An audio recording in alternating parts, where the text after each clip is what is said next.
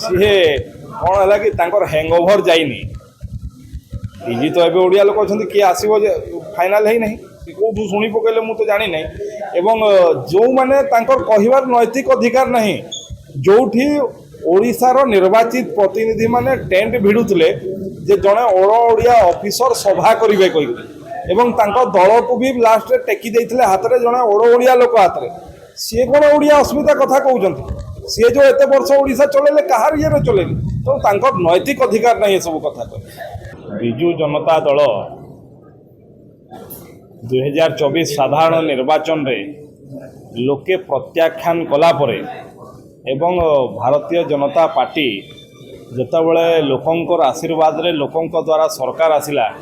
गोटे साधारण परिवार गोटे आदिवासी युवक को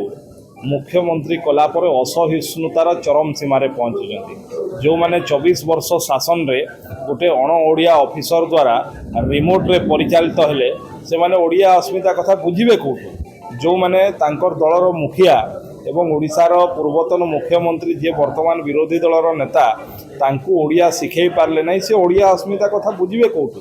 ये मोहन माझी सरकार भारतीय जनता पार्टी सरकार ओडिया अस्मिता कथा कही ओडिया लोकंकर स्वाभिमान को ओडिशार लोकंकर ओडिया अस्मिता को शीर्ष रे पहुँचेवाई जो सब कार्य करने कथा से कामर प्रारंभ कर सरकार गठन हवा दिन एवं तार